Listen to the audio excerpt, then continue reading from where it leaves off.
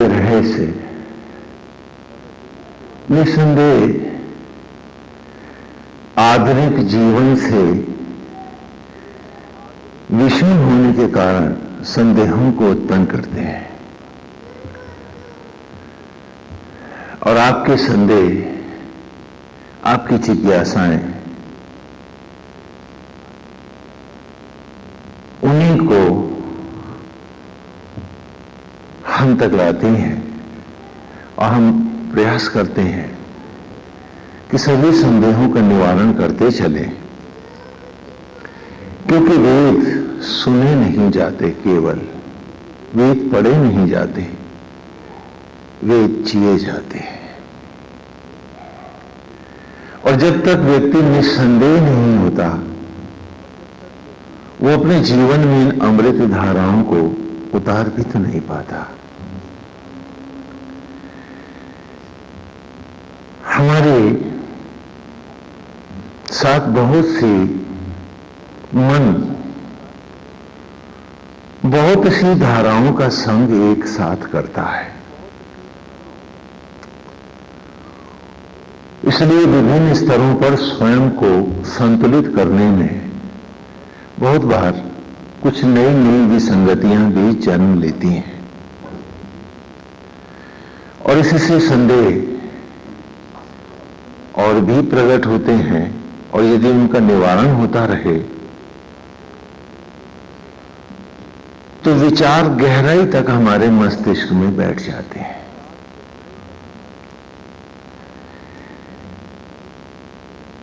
हर देश काल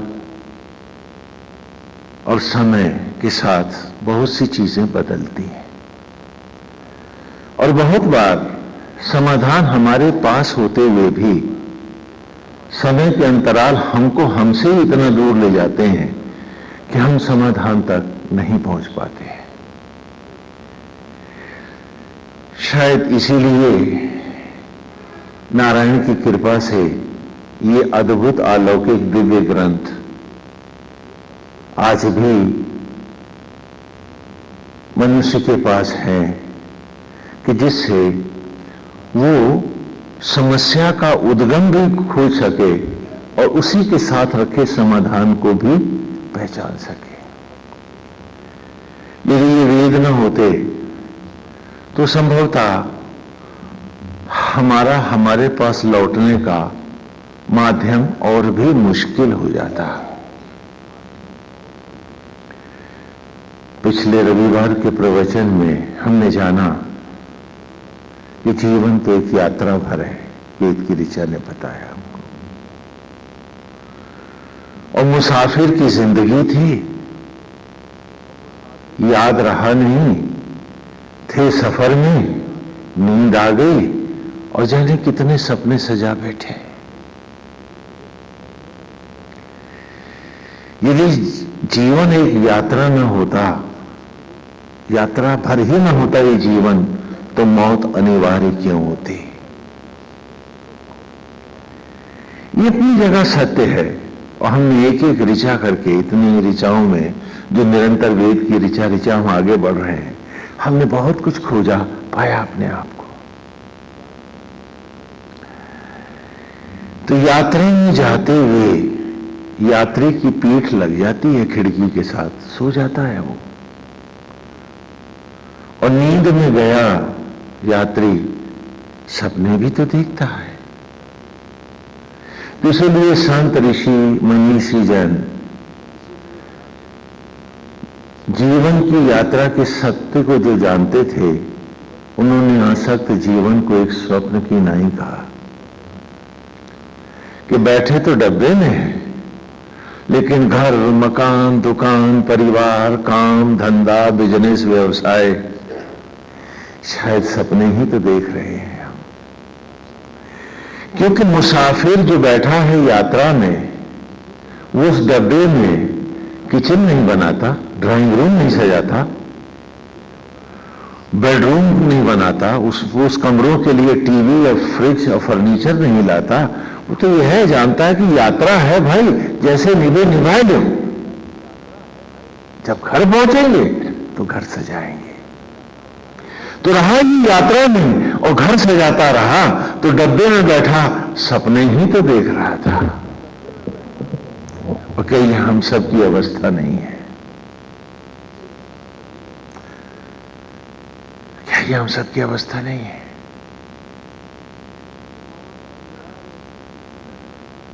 कि मौत अनिवार्य है, मरना हम सबको है? तो फिर जीवन एक यात्रा ही तो है, इसमें ठहराव कहां है? तो फिर ये सब जो मैं कर रहा हूं ये क्या है? यदि ये सत्य है तो यात्रा मिथ्या है, और यदि यात्रा सत्य है तो जो कर रहा हूं ये महज एक सपना ही तो है। बैठा हूं यात्री बन के रेलगाड़ी के डिब्बे में और वो स्वप्नों की पीड़ाएं ले रहा हूं। स्वप्न में घाटा भी हो रहा है, मुनाफा भी हो रहा है, और जाने क्या क्या समस्याएं लिए बैठा हूं मैं।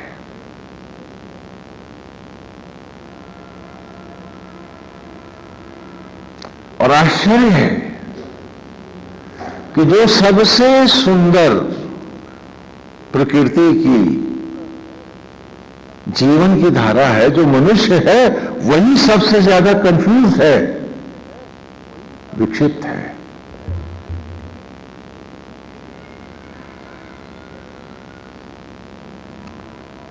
जब हम तीसरे ऋषि में आएंगे तो उसका आरंभ भी इसी से होगा कि पहले ही ऋचा में वो पूछेगा, वो कौन है माता, कहां है पिता, कौन मेरे पुत्र है, कहां बंधु बांधव हैं, कहां उत्पन्न हुआ था मैं और कहां फिर उत्पन्न होना होगा मुझे। फिर अगली ऋचाओं में वो उत्तर देगा। हाँ, जब हम शुनाशेप में आएंगे, अजीत गर्थ ऋषि हैं, शुनाशेप है,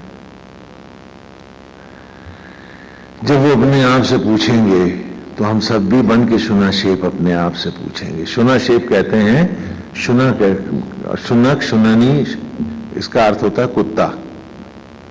देखो ऋषि ने नाम भी क्या रखा है।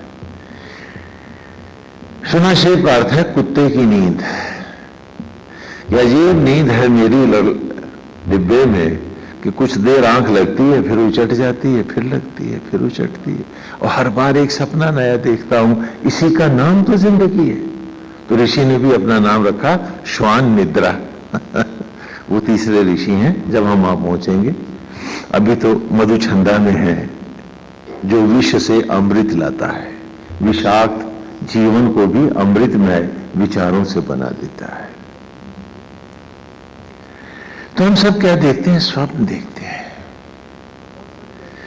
और स्वप्नों में ही हम सारे सब कुछ सजा देते हैं, और समस्या का जो मूल बिंदु है, जो हमारा समाधान है, उससे हम सदा हट जाते हैं। कुछ ऐसे ही प्रश्न वेद की ऋचाओं में हमने अपने आप से पूछे हैं, और समाधान, जैसा कि आपने संदेह प्रकट किए हैं, समस्या की बगल में ही होता है। इसीलिए हर देश में, हर काल में, हर युग में जो भी देश, जाति, संस्कृति और उनकी मान्यताएं होती हैं, उसी के अनुरूप वो अपने समाधान खोजते हैं। तो उस युग का ऋषि नहीं जानता है गुरुकुल में बच्चों को एजुकेट क्यों कर रहा है, क्यों पढ़ा रहा है, क्योंकि ये समस्याएं वहां भी हैं, इसलिए समाधान ऋचाओं में दे रहा है। तो इसलिए ये नहीं कि समस्याएं आज ही हैं और तब नहीं थी, नहीं, हर युग में थी, इसीलिए तो ये गुरुकुल शिक्षा में आया। अभी हम परसों ही बात कर रहे थे कि हर देश में, हर समृद्ध मस्तिष्क ने समस्याओं के समाधान खोजे।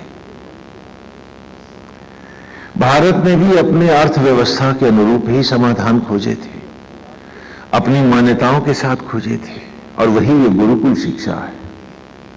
आज आप सब यहां सत्संग करने आते हैं, एक विषय ले रहे हैं, छोटा सा उदाहरण के रूप में। सत्संग का अर्थ है सत्य का संग करना, और संभवतः आज से 1200 वर्ष पूर्व आप सत्संग को सत्संग बनाकर ही करते थे, क्योंकि ये आपकी समस्या का समाधान था। और जिसे आप सत्संग समझते हैं, इसके कुछ व्यापक कारण थे। आज सुबह से शाम तक आप सब आते हैं, आपकी समस्याएं आती हैं, मेडिकल रीजन से भी आप आते हैं। और मैं समझता हूं कि अब इस बात से कोई इनकार नहीं करता कि मानसिक विकृतियां, मनोरोग आज व्यापक रूप से भारत में फैल रहे हैं। विदेशों में तो ये समस्या थी, अब भारत में भी मानसिक रोग बढ़ रहे हैं।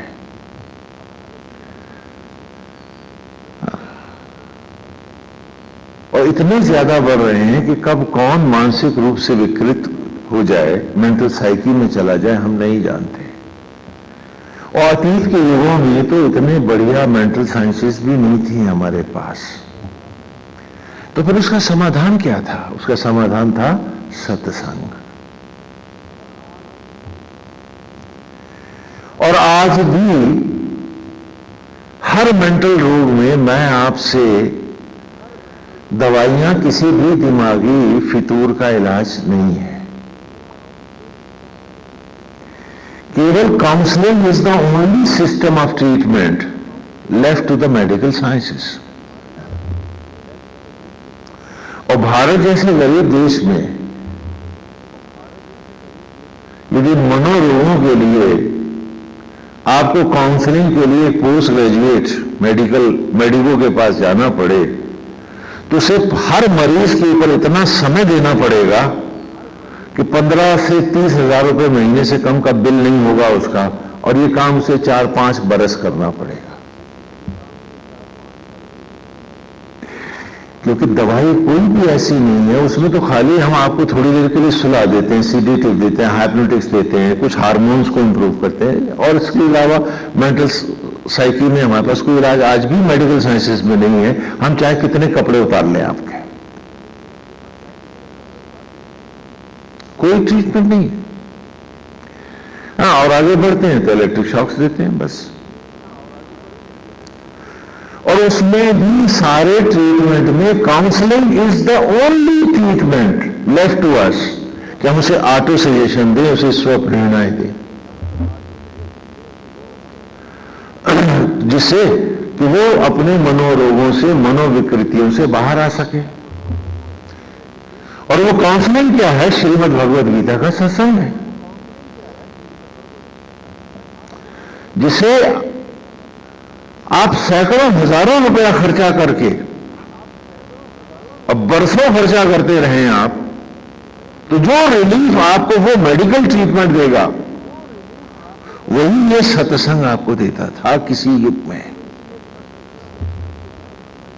क्योंकि जितना जितना वो स्वयं को पहचानता जाता था, जितना जितना वो जीवन के यथार्थ को पाता था, उतना ही वो निश्चिंत, मस्त और उन्मुक्त हो जाता था, और उसकी मेंटल साइकी अपने आप की ओर हो जाती थी। और आज भी मैं आपसे पूछता हूं, इस गरीब देश में व्यापक रूप से फैल रही इस मनोविकृतियों के लिए सत्संग के अलावा कौन सा ट्रीटमेंट है जो आम आदमी के लिए हो सकता है? तो सत्संग का अर्थ था कि वो अपने सत्य को जानने आते थे, फिर उसका संग करते थे, तो अपने मनोरोगों से बचते थे, और शारीरिक व्याधियां सहज ही उनकी छूट जाती थी, ठीक हो जाते थे। लेकिन अंतरालों में गुलामी की सत्संग का भी रूप बदल गया, और अब ये मनोविकारों को मिटाने वाला प्रभाव इसका अपने यूं घटा, क्योंकि जिन धर्मों के, जिन संस्कृतियों ने हम पर गुलामी की चादर हमें उड़ाई, उनके यहां हिस्ट्री, इतिहास ही रिलीजन था। तो अब हम सत्संग में खाली कथाओं को इतिहास के रूप में सुन करके और उनकी ऐतिहासिकता की चर्चा करके घर चले जाते हैं। हम भूल गए कि इसका मूल उद्देश्य था कि मेरी मनोस्थितियों को निर्मल करके मुझे हर प्रकार के मनोविकारों विकृतियों से दूर करके मुझे एक स्वस्थ मन के साथ एक स्वस्थ शरीर दे, जिससे मेरा जीवन, ये जो मनुष्य की योनि है, ये सार्थक हो सके। फिर हम चमत्कारों में चले गए, फिर हम कथाओं में चले गए, and history became the religion. और सिर्फ एक मनोरंजन भर बन के रह गए, और हम इस तरह अपनी मनोविकृतियों को भी दूर नहीं कर पाए। जितनी माला फेरी उतनी गालियां बकी, उतने क्रोधी भी हो गए। क्यों? क्योंकि अब इसका वो भाव समाप्त हो चुका था। अब क्या था कि मैं माला फेरूंगा तो मुझे लड्डू मिल जाएंगे, मेरी लॉटरी निकल आएगी, और मैं बड़ी पूजा कर रहा हूं, एक नया दंबली में बैठा था, तो मन और विकृत हो रहा था। बजाय इसके कि हम इस ज्ञान और विज्ञान से बिन पैसे का है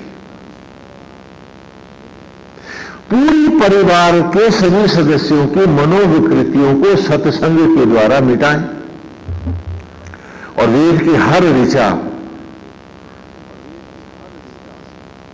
हमें कितना हल्का करती चली जाती है। क्योंकि जब संसार ही बौना हो जाएगा तो समस्या कहां से विकराल हो पाएगी संसार की। और जब तक महत्व हमारे पास आसक्त जगत का है, समस्याएं उससे भी बड़ी होंगी। तो सत्संग का जो उद्देश्य था वो ये नहीं था कि खाली हम भजन पीट के चले जाएं, मनोरंजन करके चले जाएं, वरन ये था कि बैठ के बड़ी ईमानदारी से एक छात्र की तरह अपने जीवन के विभिन्न भावों, विकारों और मनोवृत्तियों को पढ़ें, और पढ़ें ही नहीं, उन्हें सुधारें। आज अक्सर आप कहते हो स्वामी जी वो फलाना आदमी है ना, वो बड़ा बदतमीज है। आप नहीं जानते हो कि वो बदतमीज नहीं है, वो गुस्सैल भी नहीं है, वो चिड़चिड़े स्वभाव का नहीं है। ये मनोविकार है, उसके बीमारियां हैं उसके दिमाग में।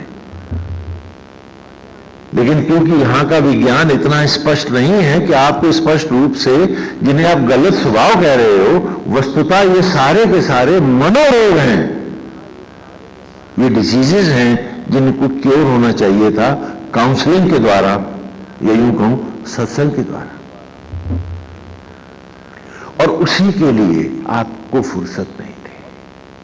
आपने कभी इसके महत्व को नहीं समझा कि यही काम मैं आपसे 15 से 30 से 60 हजार रुपए महीना मेंटल साइकिल में आपसे उतारता रहूंगा, और 5 बरस बाद भी मैं आपको क्योर नहीं कर सकता, क्योंकि क्योर केवल सत्संग कर सकता है। और उस गरीब देश के लोगों को इससे बढ़िया और मैं उपचार क्या दे सकता था। लेकिन एक गुलामी के बाद दूसरी गुलामी में जब हम वेस्टर्नाइज होने लगे, तो आजादी के बाद भी आजादी का कोई महत्व नहीं रहा, हमारी गुलामी और आगे बढ़ी। और ये जो सस्ते और परफेक्टली क्यूरेटिव ट्रीटमेंट थे, ये हमको भूल गए।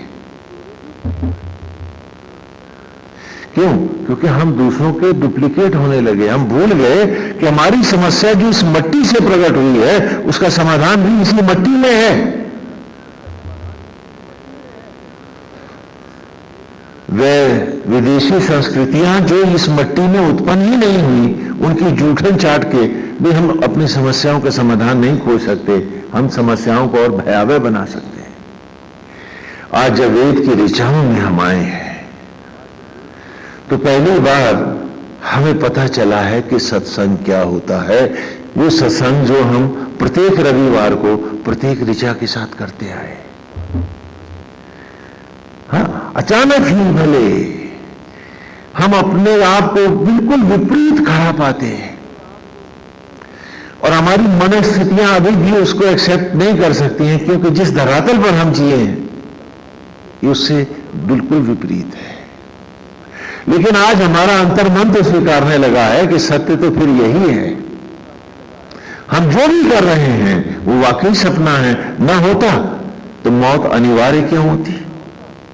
एक इतना बड़ा सत्य है जिसे हम ठुकरा नहीं सकते।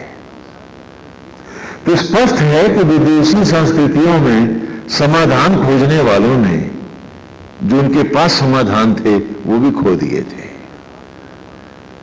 और क्योंकि वहां इतिहास ही रिलीजन था तो वहां के सत्संग में हिस्टोरिकल कथाएं हो सकती थी, लेकिन यहां गुरुकुल में भी हम राम की कथा को इतिहास के रूप में नहीं, हर बालक को उसके जीवन के रूप में पढ़ाते थे कि जहां 10 इंद्रियों को लगाम लगाने वाला, रखने वाला मन ही दशरथ है, और 10 इंद्रियों को 10 मुंह बनाकर आसक्त जगत में भटकने वाला मन ही दशानन रावण है। हाँ, आत्मा ही अजर अमर अविनाशी परमात्मा का हर देह में लीला अवतार है। अमर आत्मा ही तो राम है। और ये देह, ये प्रकृति जो मट्टी से अन्न, अन्न से बालक के रूप में आई, ये प्रकृति ही तो जनक सुता, भूमि सुता जानकी है। तो इस कथा के सारे पात्र हम हैं, हमें स्वयं को पढ़ना है। इसीलिए इस ग्रंथ का नाम लीला ग्रंथ है। लीला माने होता है नाटक, न कि पूरा इतिहास है। लेकिन फिर भी ऐतिहासिकता और ऐतिहासिक मनोरंजन ही हमारे सत्संग रहे, और हम भूल गए कि इससे बढ़िया ट्रीटमेंट, इससे बड़ा मेरी समस्याओं का समाधान, मेरे मन को निर्मल करने की दवा सारे विश्व में आज भी नहीं है। यहां तक कि मेडिकल साइंसेज में भी हमारा मेडिको आपको काउंसलिंग ही करता है, अर्थात पुनः आपको सत्संग ही कराता है जिससे आप ठीक हो सके। ड्रग एडिक्ट है तो वो एक मेंटल डिजीज है, क्योंकि उसका मन उसमें बंध गया है। उसको छुड़ाने के लिए भी हम काउंसलिंग ही तो देते हैं, ड्रग से अलग रखते हैं 6 महीने, और उसके बाद काउंसलिंग न दें तो दोबारा खाने लगेगा। क्यों? क्योंकि ये ड्रग ही प्रॉब्लम नहीं है, वो मनोरोग भी तो प्रॉब्लम है। जो उस ड्रग के पीछे जो कुछ भी है, गांजा है, चरस है, ब्राउन शुगर है, उसके पीछे जो उसका मन भाग रहा है, ये विकृति को भी तो हमें हटाना है। और सत्संग हमें इस आसक्त जगत की सारी मनोवृत्तियों से हटाता था, दूर करता था, हमें सत्यनिष्ठ बनाता था। थोड़ा सा आप अपने मस्तिष्क को भी जान लें कि जब भी आप बार बात में गुस्सा करते हैं, खींचते हैं, तो आपके ब्रेन में झटके लगते हैं। एक छोटी छोटी नोड्यूल्स, छोटी छोटी गांठें बनती हैं जो मेल्ट हो जाती हैं समय के साथ ही। तो स्मूथ स्किन जिसके ऊपर ब्रेन फंक्शन कर रहा होता है, उसमें अचानक एक दाने से प्रकट होने लगते हैं। तो अब जब वो रगड़ने लगते हैं तो उसका मन पीसता है, फिर वो दांत पीसता है, और उसके बाद जो सामने आता है उससे झगड़ पड़ता है। यदि सत्संग के द्वारा मैं आसक्त जगत के महत्व को घटा दूं, तो आसक्त जगत का महत्व नहीं घटा है, उसके साथ जुड़ी समस्याओं का भी तो महत्व घट गया है। तो बार बार उसके ब्रेन में पड़ने वाले झटके अब उतने ही कमजोर वो भी पड़ गए हैं। तो वो मेंटल साइकिल जिसमें जा रहा है बच गया है। क्योंकि जो जितना आसक्त होगा उसको झटका उतना ज्यादा लगेगा, और जितना अनासक्त होगा भारी झटका भी उसको खाली एक लहर देके निकल जाएगा। तो उसका मस्तिष्क विकृत होने से बच जाएगा। चाहे आप किसी विज्ञान में जाएं, किसी पैथी में आए, समाधान मनोविकृतियों का फिर यही रह जाता है। भारत के संत ने, ऋषि ने गुरुकुल शिक्षा से ही सत्संग को इसीलिए जोड़ा था कि किसी भी प्रकार की मानसिक विकृति और मनोरोग से बचा रहे। इसीलिए शिक्षा का सूत्र हमने यज्ञोपवीत के 3 तागों से दिया, उसे नेचर से, प्रकृति से जोड़ा कि जितना स्वयं को जानेगा उतना अपने को पनिश नहीं करेगा, दंडित नहीं करेगा, तो उतना ही निरोग होकर जिएगा। हाँ, वो खाली वो कसाई की दुकान पे रखे बकरे की तरह कभी लीवर से कटेगा तो कभी किडनी से कटेगा, तो हर बार उस पे चाकू ही नहीं चलता रहेगा। वो इंसान के रूप में भी खाली एक गोश्त की दुकान भर नहीं बना रहेगा। इंसान है तो इंसान रहेगा, क्योंकि हर विकृति जो देह में आ रही है वो मस्तिष्क से आ रही है।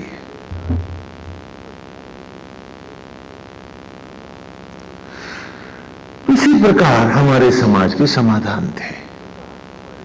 आज एक उदाहरण और देते हैं। आज आप एक बड़ा भारी नेशनल गार्डन बनाते हैं विदेशियों की तर्ज पर। पर्यावरण के लिए क्या कर रहे हैं साहब, बड़े भारी आपने नेशनल गार्डन बनाए हैं। उस सरकारी बाग में 1 लाख रुपए महीने से ऊपर के माली, सुपरवाइजर और क्या क्या होते हैं, प्लस और खर्चे होते हैं।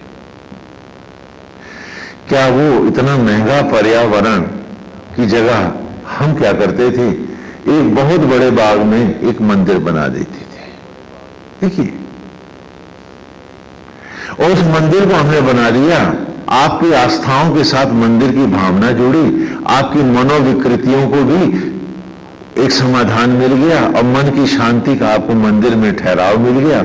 और मंदिर की भावना के कारण वो उतना बड़ा बाग भी मेंटेन हो गया और पैसे जो आपने मूर्ति पे चढ़ाए, उससे पुजारी जो वहां का रक्षक है उसका परिवार भी पल गया। और वो मंदिर होने के कारण उस बाग में किसी ने भी कोई हत्या नहीं करी, कोई व्यभिचार नहीं किया। जबकि आपके नेशनल गार्डन खुली दावत हैं हत्यारों के लिए। तो इस गरीब देश के लिए आज भी वो मंदिर से जुड़ा गार्डन हमारी इकोनॉमी हो सकता है, या कि ये सरकारी वाला क्या में। तो हर समस्या का समाधान हमारे पास है। वो रोग जहां बैठ करके आपने उत्पन्न किया है उसका समाधान बगल के पौधों में रखा है, आयुर्वेद भी कहता है।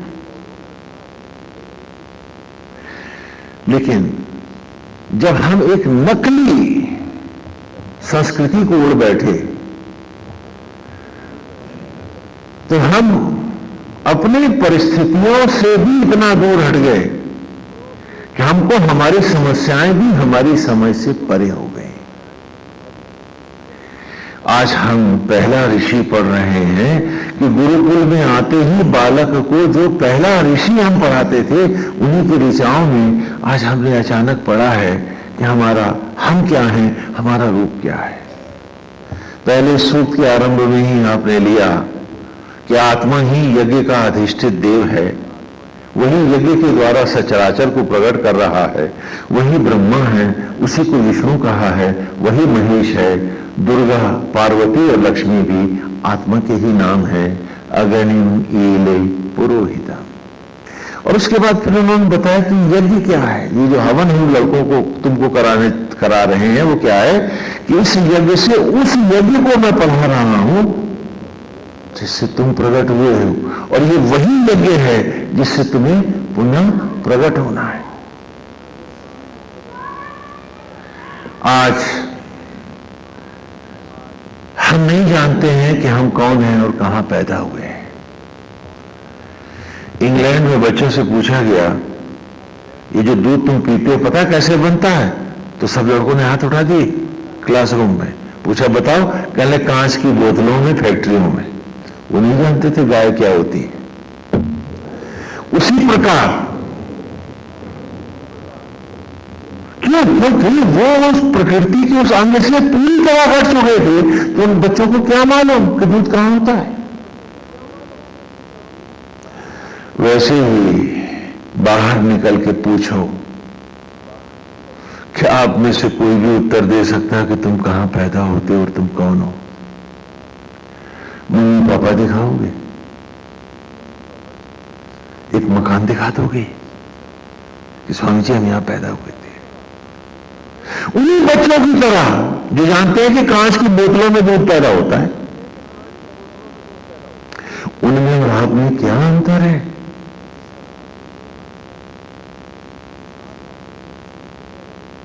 आप अपने से कितने अनभिज्ञ हैं जब तक आप वेद पे नहीं आते कि वो मां जिसे एक उंगली का टुकड़ा बनाना नहीं आता, श्रीमान आप वहां पैदा कैसे हुए थे, कब हुए थे? और वो बाप जिसको तन का रुआ बनाना ना आया, वो कब उसने आपको पैदा किया था, कहां किया था? लेकिन उन्हीं लोगों की तरह आप कांच की बोतलों को ये जैसे वो बनाते हैं कि दूध इसमें पैदा होता है, आपने कहा हम यहां पैदा होते हैं स्वामी जी। क्या कभी आप जान सकेंगे आपकी जन्म स्थली कहां है और आप कहां पैदा होते हैं? जब तक आप वेद की इन ऋचाओं में नहीं आए थे, आप परछाइयों को ही तो सत्य बता रहे थे, जहां आप कभी पैदा नहीं हुए थे। आपके लिए नहीं सच था। उन्हीं लड़कों की तरह अगर कोई लड़का आपसे कहे कि पापा दूध इस बोतल में पैदा होता है, तो आप बड़े जोर से हंसोगे कि इग्नोरेंट है, और आप अपने पे जरा सा भी संकोच नहीं करोगे कि आप भी तो इतने ही इग्नोरेंट है। Have you ever known it? Do you know? और आज इसी सत्य को बुलाए बैठे, और कल अगर तुम्हें लौटना भी है तो वहीं पर वही लौटाएगा तुमको। और यदि तुमने सत्य रूप में से जान लिया होता कि बर्तन लड्डू नहीं बनाते, वो हलवाई कोई और है जो बनाने वाला है, तो हलवाई का तो कारीगर है, वो तो सामयिक बर्तनों में भी लड्डू बना देगा। बढ़िया बर्तन हो या ना हो, उससे उसे क्या फर्क पड़ेगा यदि उस कारीगर के साथ तुम जुड़ जाओ। तो उसकी तो बड़ी सामर्थ्य है, लेकिन हमने तो उसे माना ही नहीं। हम तो उसे जानते ही नहीं। हम तो जानते हैं कांच की बोतलों में दूध पैदा होता है। पहली बार वेद की इस ऋषि में जब आप आए हैं, तो हमने जाना है कि आत्मा ही यज्ञ का अधिष्ठित देव है, और उसके साथ ही मैं और मेरा कि हमारे कुछ दंभ तो टूटे हैं, कुछ तो हिले हैं, कुछ तो बौने और खोखले से लगे हैं। कि न मैंने किसी को बनाया है, न किसी ने मुझको बनाया है, क्योंकि बर्तन कुछ बनाते नहीं, बनाने वाला हलवाई है, और उसे हम में से न मैंने कभी खोजा है, न मेरे बच्चों ने कभी खोजा है, न पुरखे मेरे उस तरफ सोच पाए। हम इस कदर कटे रहे हैं प्रकृति से, अपने ही उद्गम से, कि हम कांच की बोतलों को ही दूध बनाने वाला मानते रहे हैं। बर्तनों को भी हमने सब जाना है। हम भूल गए कि नेचर में एक गाय होती है, वो घास खाती है, और उसकी देह से दूध की ये बूंदें प्रकट होती है। वो लंदन में स्कूलों में पढ़ने वाले बच्चे कैसे जाने, क्योंकि जब गाय शहर आती ही नहीं है। वही हाल हमारा है कि हम अपनी मां से, इस प्रकृति से, इस कुदरत से बिल्कुल कटते चले गए। और ऋग्वेद में मैं उस बच्चे को इसी नेचर के साथ, प्रकृति के साथ जोड़ता हूं, जो हमारे जीवन का मूल पाठ है और अकेला धर्म ग्रंथ है। देवस्य पश्य काव्यम न ममार न चूर्यते, कि प्रकृति ही धर्म ग्रंथ है, जिसे आत्मा होकर परमेश्वर लिखता है निरंतर। यही मूल पाठ है। बाकी सारे ग्रंथ इसी ग्रंथ के भाष्य ग्रंथ हैं, और हम वेद में भी देख रहे हैं कि वेद सचमुच इसकी कमेंट्री ही तो है प्रकृति की। यही तो मूल पाठ है कि आत्मा ही यज्ञ का अधिष्ठित देव है। तो बाहर के हवन में इसीलिए आचार्य को हमने बिठाया आत्मा की भांति। दूसरे सूत्र में हमने जाना कि प्राण वायु ही उपाचार्य है, उपऋत्विज है यज्ञ का, तो आचार्य के साथ उपाचार्य बैठा। तीसरे सूत्र में हमने पढ़ा कि ब्रह्म ज्वाला, आत्म अग्नियां ही यज्ञ की ज्वाला हैं। यही सरस्वती हैं, यही लक्ष्मी हैं, यही आदि कुमारी हैं, यही वैष्णवी हैं। जो मेरे अंतर में जो प्रकट हो रही ज्योत है, यही मां भगवती है। जिस दिन ये ज्योत हट जाती है, मैं मट्टी का ढेर हो जाता हूं, चिता की रकड़ियों पर राख का कण बनकर फैला दिया जाता हूं। जिन्हें ढूंढता था मैं मंदिरों में, वो जल रही हैं ज्योतें भीतर मेरे। अब से पहले हमने कब जाना था? गुलामी वरदान नहीं होती, और नकल से असल छिप सकता है, जाना नहीं जा सकता। और हम उसी नकल में घुसे रहे और आज भी वहीं बैठे हैं।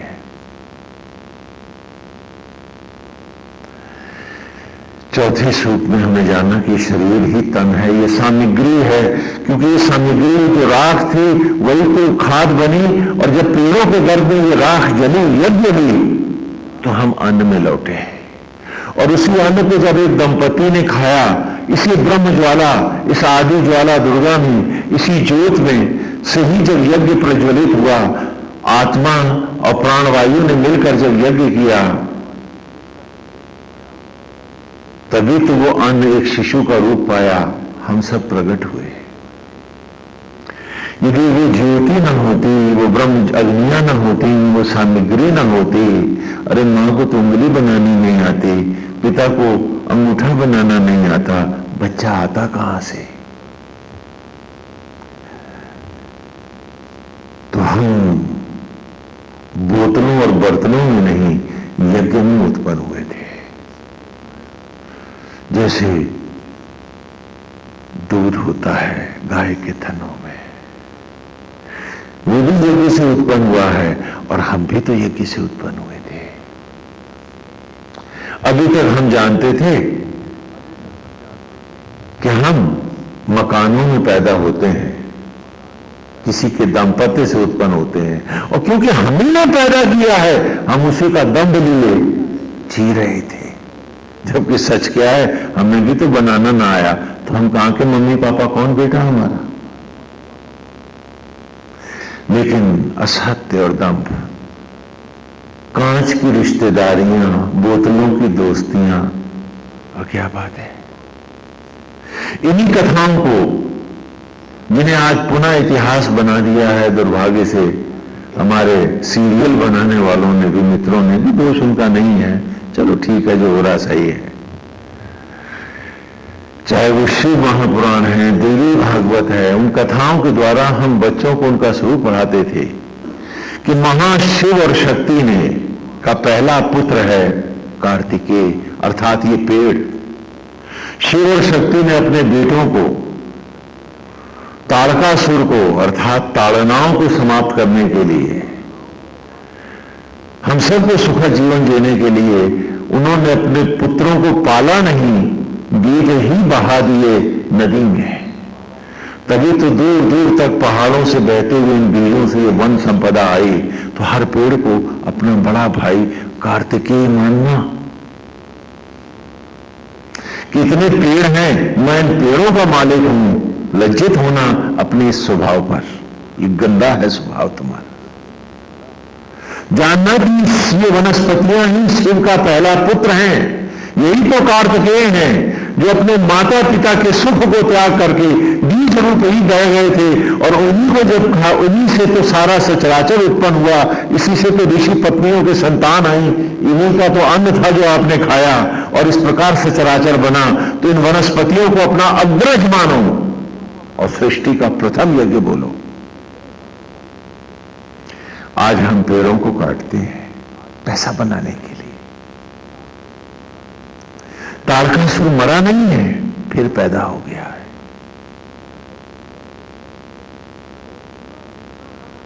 और जितना जितना हम अपनी इस कुदरत से कट रहे हैं, मैं पूछता हूं दोबारा कहां पैदा होगे दोस्त? क्योंकि कोई मां आज भी उंगली बनाना नहीं जानती, तो तुम लौटोगे कैसे? इस प्रकृति के विद्रोही होकर, इस सचराचर के दुश्मन होकर कहां रूप पाओगे तुम? कौन देगा जन्म तुमको?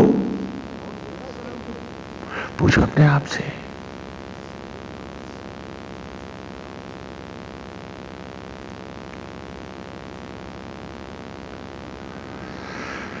और इस प्रकार ये शिव के पहले पुत्र हैं जिनको उन्होंने अपने माता और पिता का सुख त्यागा तारकासुर वध के लिए, तुम्हारी ताड़नाओं को समाप्त करने के लिए। और इन्हें पालती हैं 6 कृतिकाएं अर्थात ऋतुएं बरस भर। और आज ये बड़े भाई हैं तुम्हारे, अग्रज हैं तुम्हारे, कितना सम्मान करते हो तुम इनका। और शिव की कथा में हम बच्चों को पढ़ाते थे, और पेड़ों से उनका इतना ही सामीप्य और सानिध्य होता था कि पेड़ बतलाते थे और वो सुनते थे, वो बोलते थे और पेड़ सुनते थे, क्योंकि आत्मा का संबंध हो जाता था।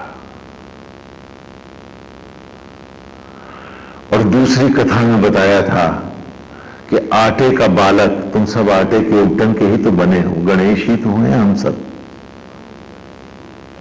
हम उसी ईश्वर शक्ति के दूसरे पुत्र हैं। लज्जित हो कि तुम उनके जैसे नहीं हो, तुम लोग अच्छाइयां नहीं है। धिक्कार है हमको कि हम अपने माता पिता को अपमानित कर रहे हैं, लज्जित कर रहे हैं अपने आचरण से, विचार और स्वभाव से।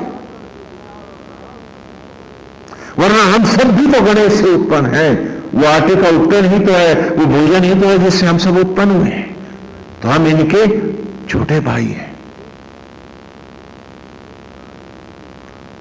और आगे भी शिव पुराण के में कथाओं में है कि बुद्धि और सिद्धि, इन दोनों का विवाह आटे के गणेश के साथ अर्थात हमारे साथ है। पेड़ों ने कहा हम तो केवल धर्म का प्रचार करेंगे, कार्तिकेय ने कहा वो तो केवल धर्म का प्रचार करेगा। धर्म के हित में ही ये वनस्पतियां यहीं खड़ी रहेंगी, बन के अग्रज हमारी। उन्होंने कहा हम बुद्धि और सिद्धि इन दोनों को नहीं चाहते, ये इन्हीं को दे दो। और धिक्कार है हम पर कि हमने बुद्धि का भी दुरुपयोग किया है और सिद्धि को भी सर्वनाश के लिए लाए। क्या बात है। हमने समस्याओं के समाधान नहीं चाहे हैं। आज तो सारे प्रकृति के सामने हम स्वयं एक विभत्स समस्या बन के मनुष्य मात्र रह गया है। और आज भी हम पैदा नहीं होते हैं किसी माता और पिता के संयोग से। उनके भीतर ये प्रकृति ही हमें उत्पन्न करती है। और उसके लिए दूध आज भी गायों के थनों से आता है, अन्न आज भी उन पेड़ों से आता है जो हमें शरीर देता है।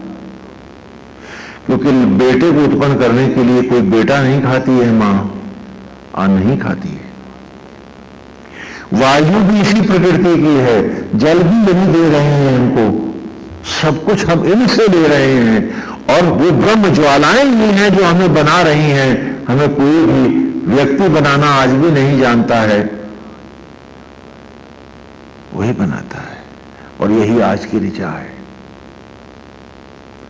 हम सीधे ऋचा पर आते हैं। ऋचा खोल लें ब्लैक बोर्ड से, जिन्होंने नोट की है, जो बराबर ले रहे हैं आज की ऋचा में।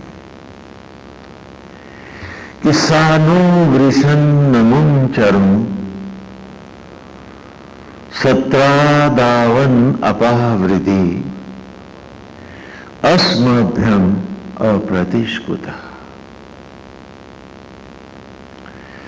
सामान्य प्रकृति, जीव, ज्योति, नो माने हम, नो माने नो, ना माने हम। नमो माने वंदनीय, प्रणाम करना। चरण माने निरंतर गतियों को देने वाले, सचराचर को गतिमान करने वाले, चलायमान करने वाले। 17 दात, यज्ञों के सत्रों के द्वारा, एक यज्ञ नहीं, निरंतर यज्ञों के सत्रों के द्वारा।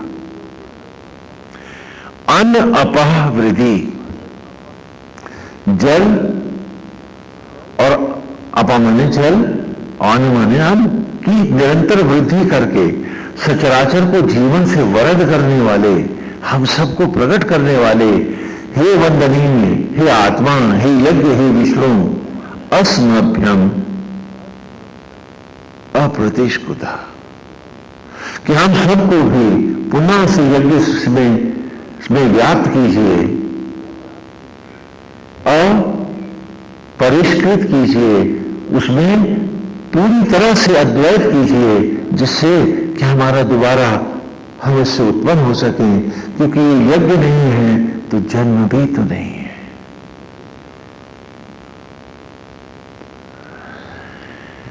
आटे ने कहा रसोइये से, सुनिए ध्यान से, हाँ, आटे ने कहा रसोइये से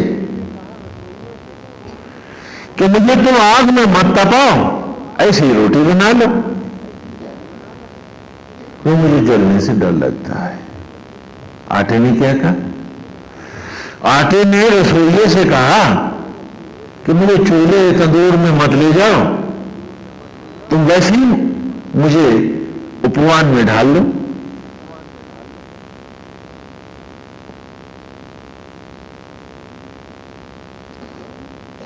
क्या बन जाएगी? बोलो बोलो, बन जाएगी क्या? कितनी स्वादिष्ट लगेगी आपको, खाते ही थू थू करके फेंकोगे। और तुम नहीं चाहते हो तपना, और बनना नहीं चाहते हो वो स्वादिष्ट व्यंजन, तुम चाहते हो कि ईश्वर भी तुम्हें मुंह से लगाते थू करके फेंकते। यही तो हाल हमारा। क्या हम सत्य की राह क्यों नहीं जाना चाहते हैं, जिसके बिना हमारा अस्तित्व नहीं है? वो आटा यदि आग में तपाया नहीं जाएगा, व्यंजन नहीं बनेगा, तो किसी के गर्भ में वो शिशु की देह का रूप भी तो नहीं पाएगा, पुनः सड़ करके वापस नाली में ही तो चला जाएगा। हम सब नालियों में जाना चाहते हैं, आगे नहीं बढ़ना चाहते, तपने से डरते हैं। हम केवल आसक्त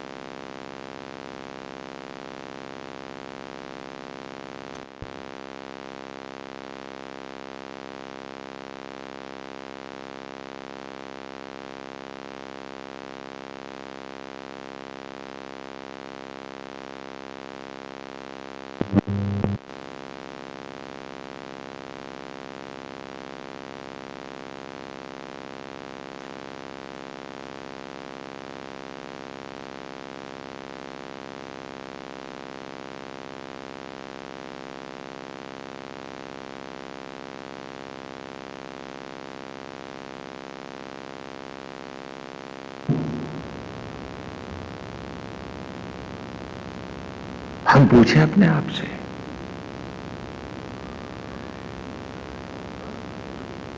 हाँ मेरी उदाहरण समझ में आया है कि आटा कहे रसोइये से कि मुझे आग में मत तपा, वैसे ही व्यंजन बना दे, तो रसोइया क्या कहेगा? मुंह से लगाते ही थू करके फेंकूंगा ही तो तुझको, क्या स्वाद आएगा उसमें?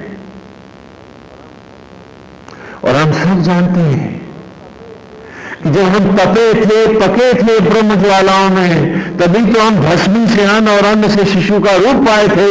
दोबारा भी हमको उसी अग्नि की ही तो शरण होना होगा, वरना हमारा भी उद्धार कहां होगा?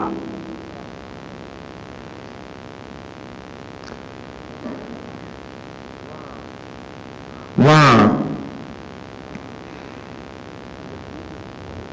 लड्डू जो थे ना, लड्डू हलवाई ने लड्डू बनाए थे, बना के चला गया।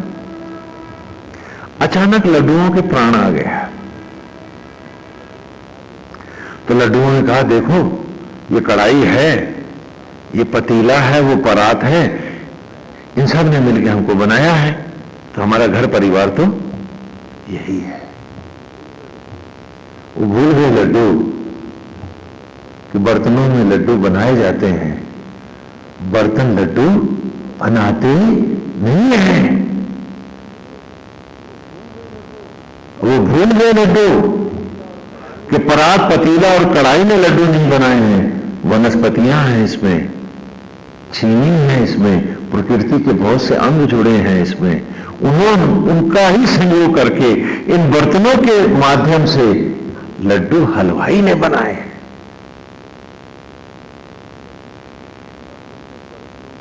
और हमने बर्तनों की रिश्तेदारियां की, कबीलदारियां की, बिरादरियां की, जातें की, कुटुंब बनाए, और हम भूल गए कि यथार्थ बर्तनों में नहीं है, वो कुदरत का ही एक अंश जुड़ा है मुझको बनाने में। और ब्रह्म अग्नियों में, आचार्य आत्मा ने, उपाचार्य प्राणवायु ने, उन सबने मिलकर बनाया है मुझको। जो दिख रहे हैं पात्रों की भांति, तो बर्तन भरी है। बर्तन ये होते या वो होते, लड्डू तो फिर भी बनते हैं। और बर्तनों को दंड है कि लड्डू हमारे हैं, हमारा हक है इन पे। और हलवाई जब जाता है, जिस लड्डू को उठा करके किसी को दे देता है, बर्तन चीखते चिल्लाते रह जाते हैं। पूछते हैं स्वामी जी बताइए तो क्यों हो गया ऐसा, क्या बात थी, अच्छा बताइए अब उसने जन्म कहां लिया, हमने लड्डू था गया। अरे बर्तन काहे रो रहा है, लड्डू तो लड्डू है। वो धोखे की रिश्तेदारियां हैं तेरी, वो एक्सीडेंट में गया है, ये जैसे भी गया है, अरे बनाने वाले ने ले लिया लड्डू, उसका था, हलवाई का था, हलवाई जाने किसको दिया, हलवाई जाने, तू काहे रोता है। लेकिन क्या बात है, क्या दुर्भाग्य है हमारा कि नारायण की कृपा से ये दुर्लभ ग्रंथ अभी हैं हमारे पास, आईने की तरह जो दिखाते हैं चेहरा हमको हमारा, और हम हैं क्या आश्रम की चार दीवारी से बाहर होते ही फिर भूल जाते हैं। अभी नहाएंगे गंगा में और फिर कहेंगे स्वामी जी गंगा का जल तो खैर अपनी जगह है, मन तन को निर्मल कर देता है, लेकिन जो नाले आसक्त जगत के, वो कीच जिसमें हम जिए हैं, उसे छोड़ा भी तो नहीं जा सकता है, और फिर फट से उसी नाले में कूद जाएंगे हम सब। क्या बात है। इसलिए कहते हैं कि वेद सुने नहीं जाते, वेद केवल जिए नहीं जाते हैं, वे जाने नहीं जाते हैं, इन्हें तो क्षण क्षण जीना होता है, इनको अर्पित होना होता है, तभी हम जीवन के सत्य को पाते हैं। यही आज की ऋचा में कहा है कि सानु वृषण चरुम सत्रादावन अपावृति अस्मभ्यम अप्रतिष्कुता। जीव नमन कर उस सचराचर को और उस आत्मा गोविंद को, जिसकी दया और कृपा से, जिनके कृतित्व से तुमने ये अद्भुत अलौकिक नर्तन पाया है। खाली बर्तन बर्तन ही न बचा, इसे सत्य को पा, और इस सत्य से जुड़ता चल, तपता चल। क्यों? क्योंकि दोबारा नया होने के लिए तुझे फिर इसी की शरण आना होगा, इसके बिना तेरा उद्धार न होगा। किसी ने जन्म दिया है तुझको, और तूने जन्म दिया है किसको? इस थोथे दम्भ को फेंक, क्योंकि इस सब में जो तू केवल निमित्त है, इंस्ट्रूमेंटल है। करने कराने वाला तो वो प्रभु है, और वही कर रहा है और बना रहा है। जो लड्डू उसके, या मिस्टर पतीले के, या मैडम कढ़ाई के, बताएं तो मम्मी पापा। और जब तुम ना हो उसके, तो कौन होगा तुम्हारा? और जीवन तो एक यात्रा है, हमें चलते रहना है एक मुसाफिर की तरह। यात्रा चलती रहती है। यही इन ऋचाओं के द्वारा हम निरंतर जानते हैं। और हमने देखा कि गुरुकुल में, आसक्त जगत में, भौतिक जगत में लाने से पहले ही गुरु उस बालक को उसके जीवन का सर्वांगीण सत्य पढ़ा देते हैं, और उस सत्य का सर्व करा देते हैं, जिससे वो कभी भी मनोविकारों को और मनोविकृतियों को पैदा ना हो। और हम हैं कि सारी दवाइयां पीकर भी मानसिक रूप से यथारोगी रहते हैं। बड़ा दुर्लभ है मन का सहज होना, और जो मन सहज होता है वो कभी दुखी नहीं होता, धरती पर वही सुखी होता है।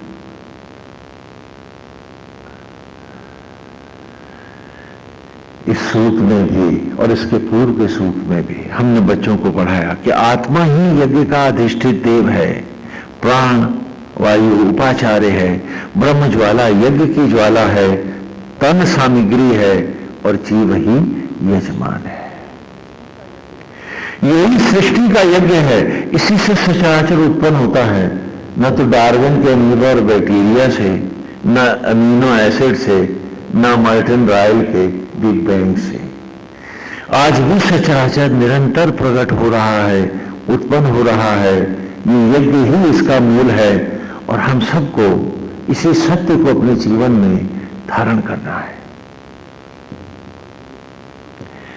और जो इस सत्य को पा लेते हैं वो सहज हो जाते हैं। तो इसके साथ ही लड़कों को दिखाया हमने वेद की ऋचाओं में कि दो धरती का सबसे सुंदर मंदिर है, वो तुम्हारा शरीर है, वो तुम हो। क्योंकि उस परम पिता परमेश्वर ने इंच इंच का इस शरीर को, इस मंदिर को बनाया है। और फिर हमने वेद की ऋचाओं में मंदिर पढ़ाया उनको, बीरु चिदारुष तनु भीर गुहा चिदेंद्र वन्नी भी अविंदु श्रयानु। गुरुकुल में हमने बालकों को पढ़ाया कि मंदिर क्या है, ये तुम्हारा रूप है। पलथी के जैसा चबूतरा है, धड़ के जैसा गोल कमरा है, सिर के जैसा ही गुंबद बनाते हैं मंदिर का, आत्मा जैसी ही मूर्त बिठा देते हैं मंदिर में। और जैसे जीव होकर हम इस शरीर का इस्तेमाल तो करते हैं, प्रयोग तो करते हैं, बनाना तो नहीं जानते हैं। तो जीव के जैसा ही एक पुजारी मैंने मंदिर में खड़ा कर दिया है कि उस पुजारी ने अपने आप को पर मंदिर में, इस शरीर मंदिर को पहचान, जिसकी हर ईंट वो परमेश्वर रख रहा है, और आत्मा में इस मूर्ति को देख। यही तो है जो आत्मा होकर साक्षात नारायण तेरे भीतर बैठे हैं। इस सत्य को पहचान। क्यों? क्योंकि तुझे पहले भी जन्म देने वाला ये सत्य था। बाकी सारा संसार तो उसमें बर्तनों की भांति तथा वस्तुओं की भांति जुड़ा था। जिसने सृष्टि करी, जिसने तुझे बनाया, जिसने तुझे उत्पन्न किया, वो यज्ञ है जो आज भी हम सब में निरंतर प्रज्वलित है। ये बाहर का यज्ञ इसी यज्ञ को पढ़ाने का हेतु है, और बाहर के हर असत्य और अज्ञान को मिटाने के लिए ही हम बाहर का हवन और यज्ञ करते हैं। उस यज्ञ से तुम पाना चाहते हो? मैंने आज तक नहीं देखा किसी आचार्य को, उपाचार्य या यजमान को कि आहुतियों के बाद अंगारों को उठाकर अपने पास रख लेता। लेकिन हमने तो चाहा कि यज्ञ भी हमें उत्तम उत्तम रत्न दे दे, अंगारे दे दे।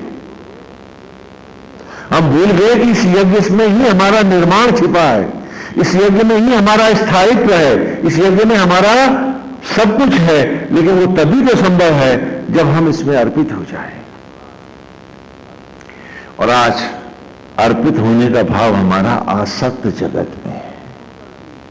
हम सब कुछ सुनकर भी, जानकर भी बिल्कुल हताश, बेस, असहाय से फिर वह आसक्त जगत की वासनाओं के नालों में उतर जाते हैं। गंगा के निर्मल जल से तृप्त होकर भी पुनः तृप्ति जागती है और हम उसी में उतर आते हैं। देखा था हमने, ऐसा नहीं आदमी ने बहुत कुछ प्रकृति से सीखा है, आखिर किताब तो वही है। क्योंकि सब झूठ बोल रहे हैं इसलिए मैं झूठ बोल रहा हूं। बंदर की नकल तो है मेरे में, जो सब कर रहे हैं वो मैं भी कर रहा हूं। मैं ये नहीं सोचता हूं कि सत्य क्या है, मुझे करना क्या चाहिए। यदि सब गलत कर रहे हैं तो इसका अर्थ ये तो नहीं कि मुझे भी प्रमाण मिल गया, छूट मिल गई, एक लाइसेंस मिल गया कि मैं भी गलत हो जाऊं। ये मनोवृत्ति शायद हमने एक ही पशु से, बंदर से सीखी। बंदर होता है ना, तो जब बंदर को पकड़ना होता है मदारी को, तो उसके लिए कोई जाल नहीं बिछाता। शेर के लिए जाल बिछाना पड़ता है, चिड़ियों के लिए भी वो जाल बिछाता है पकड़ने के लिए। लेकिन बंदर को पकड़ने के लिए मदारी कोई जाल नहीं बिछाता। मालूम है क्या करता है? वो छोटे मुंह का बर्तन लेता है और उसमें गुड़ और चना भर देता है और गुड़ और चना भर के उस बर्तन को रस्सी से बांध करके वो अपना किनारे जाके आराम से लेट जाता है, कोई चिंता नहीं करता उसकी। बंदर आया, गुड़ चना देखा तो उसने हाथ डाल दिया लोटे में और मुट्ठी भर चना ले लिया तो हाथ फूल गया, अब निकल नहीं सकता। तो लोटा लिए बंदर, हाथ उसी में फंसा है और बंदर वहीं नाचता रहता है और तक तक आराम से उठता है वो पकड़ने वाला, उसे कोई जल्दी नहीं, उसे पता है ये मुट्ठी खोला है नहीं, लो भी है ये, तो चाहे कितने वेद तुम सुन लो मुट्ठी खोलोगे नहीं तुम, है ना, तो खोलेगा नहीं मुट्ठी। और लेकर के वहीं नाचता रहता है, मदारी आके आराम से उसके गले में रस्सी डालता है, बांधता है, लोटा तब भी नहीं छूटता। उसके बाद मदारी यूं करता कस के कि मारा थप्पड़, तो यूं जो उसने किया अपने आप हाथ बाहर आ जाता। मदारी हाथ ही नहीं निकालता, उसको खाली थप्पड़ मारने का एक उपक्रम करता, नाटक करता, और अपने आप उसका हाथ बाहर निकल आता, चना छूट जाता उसका। और उसके बाद उसको बांध करके वो फिर वहीं लेटा है, उसे पता है शाम तक 8 बसेंगे इसमें। ऐसे ही हम सब माया में बन जाते हैं। ये गुण भी हमने उसी से लिया है लगता है।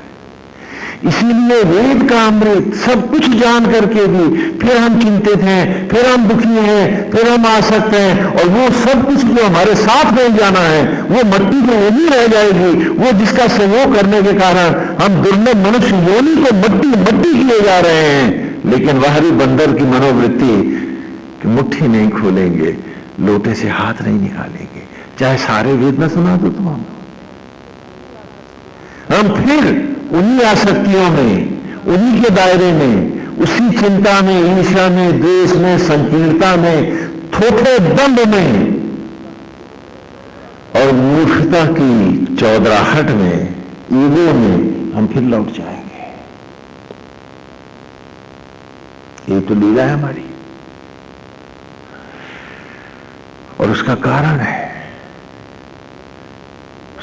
है कि जब आप आसक्त जगत में ही इतनी उम्र सीजन हो गए हैं, सीजनिंग हो गई है आपकी, तो अब इस सुंदर राह में दोबारा आने के लिए पहले तो आपको पिछली सीजनिंग से बाहर निकालें, नया करें, तभी तो आप आएंगे। तो उसका भी बीच का रास्ता है, बहुत सुंदर मार्ग है उसका कि हम इसी घर में, इसी गृहस्थी में, इन्हीं परिस्थितियों में जीते हुए भी धीरे धीरे अपने आप को वेद में सीजन करना शुरू कर दें, तो आसक्त जगत की सीजनिंग वह धीरे धीरे हटती जाए और ये चढ़ती जाए। हम इतना भी तो कर सकते हैं, और उसके लिए भी बड़ा सरल है, बहुत ही सुखद है विचार हमारा कि हम आज से स्वीकार कर लें कि नारायण जो भूलें हुई, जो गलतियां हुई हो गई, आज से प्रभु हम सत्यनिष्ठ होकर पूरी ईमानदारी के साथ इन्हीं परिस्थितियों में, इन्हीं घरों में, इन्हीं व्यवस्थाओं में आपके होकर जी के दिखाएंगे। नई सीजनिंग में हम सब लौट के आएंगे। हम दुकान वैसे ही करेंगे, नौकरी वैसे ही करेंगे, घर परिवार वैसे ही करेंगे, लेकिन थोड़ा सा भाव बदल देंगे। नई सीजनिंग के लिए कुछ तो थोड़ा सा चेंज आपको लाना ही होगा ना, नहीं क्या? और वो चेंज क्या है कि आज के बाद हम पूरी ईमानदारी से याद रखेंगे कि जीवन एक यात्रा है और हम एक मुसाफिर हैं, इसे हम कभी नहीं भूलेंगे, तो सीजनिंग होती रहेगी। हम इसे कभी नहीं भूलेंगे, आप सदा याद रखेंगे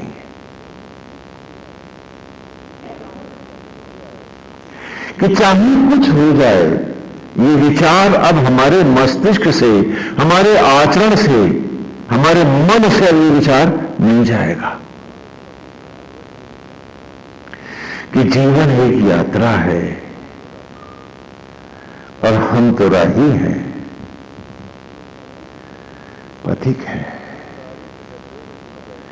रेलगाड़ी के डब्बे में जुड़ बैठे हैं, रेलगाड़ी के ही तो नाते और रिश्ते हैं। टिकट की मंजिल आई, टिकट खत्म हुआ, मौत के प्लेटफॉर्म पे मैं उतर गया। मुझे डब्बे में कोई यात्री फिर याद नहीं करेगा, भूल ही जाएगा। क्यों? क्योंकि उनकी अपनी प्राथमिकताएं हैं, इंपॉर्टेंसेस हैं लाइफ की। क्यों याद करेंगे मुझे? और उतरते ही वो डब्बा था, मेरा घर नहीं था, मुझे भी तो भूल जाएगा।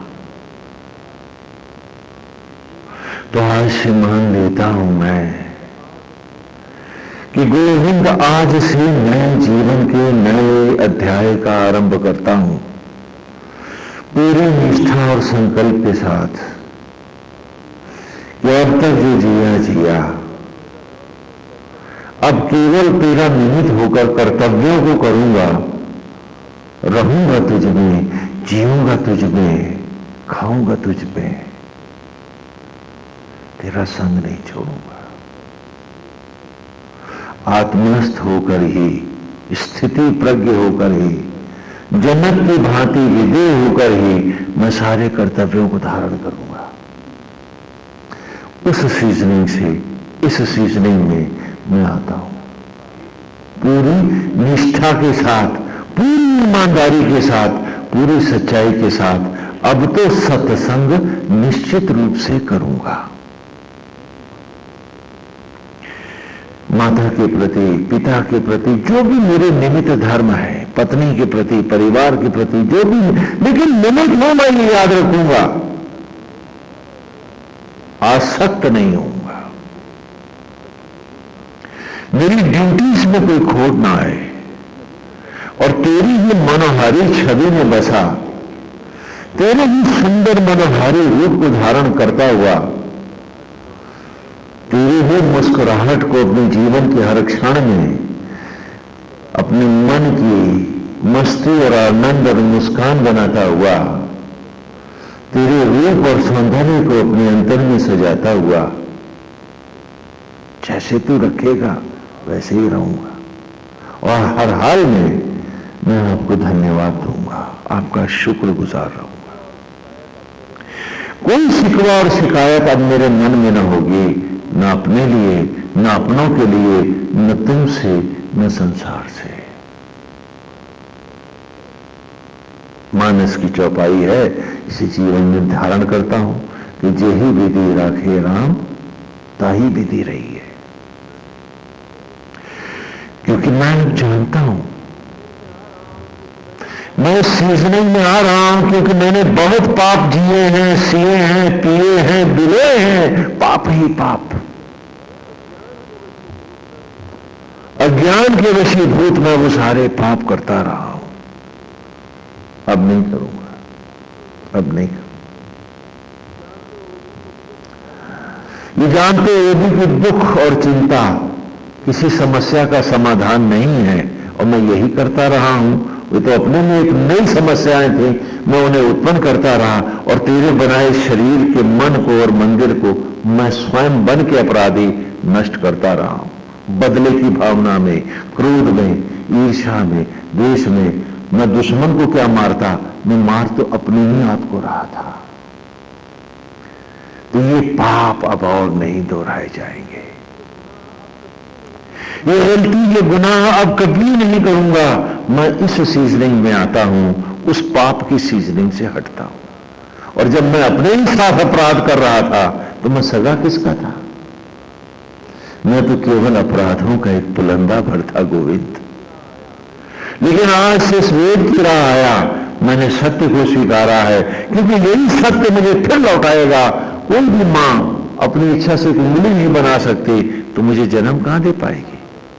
किसी युग में, किसी काल में, कभी भी। जब तक वो यज्ञ न चाहेगा, हम में कौन है जो लौट के आएगा? बर्तनों में साहस नहीं कि वो लड्डू बनाए।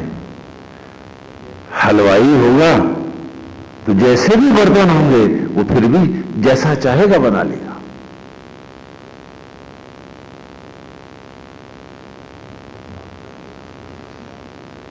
डॉक्टर हो सही तो काम तो होता है। वार पीरियड में लालटेन के नीचे भी हमें ऑपरेट करने पड़ते हैं सोल्जर्स, कैंडल लाइट में भी करने पड़ते हैं। और एक बार तो सेकेंड वर्ल्ड वॉर में बोतल में जुगनुओं को भर के सर्जरी की गई थी, ऑपरेट किए गए थे, रोशनी नहीं थी। तो कारीगरी उस सर्जन के हाथ की ही तो थी।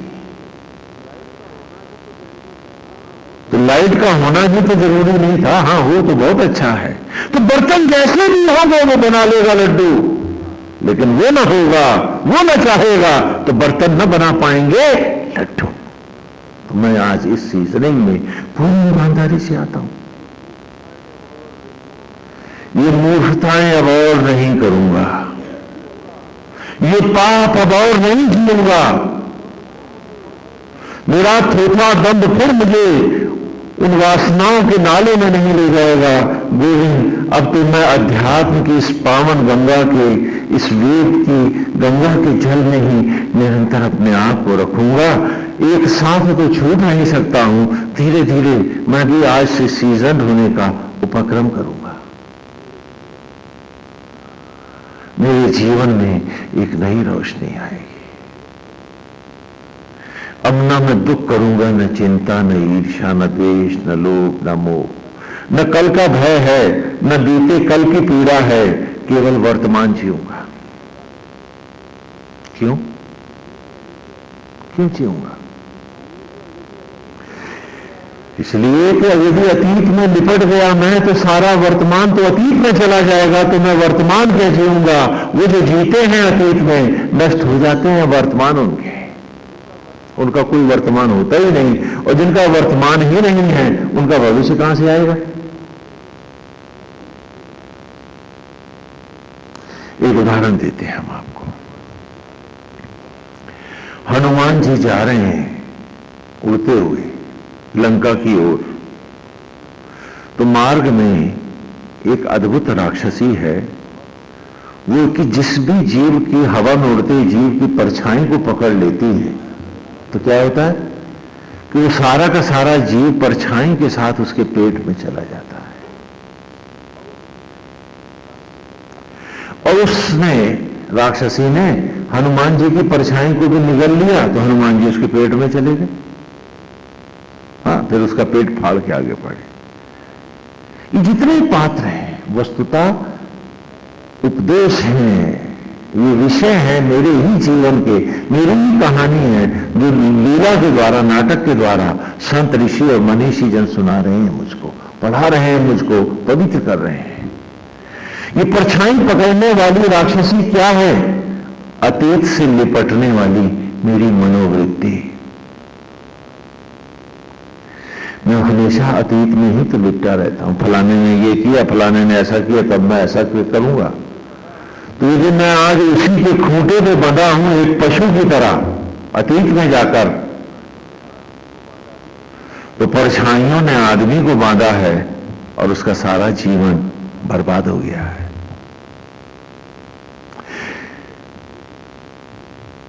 धोबी होता है ना, धोबी सुनना है ना, गधा रखता है धोबी। कुम्हार के पास भी गधा होता है।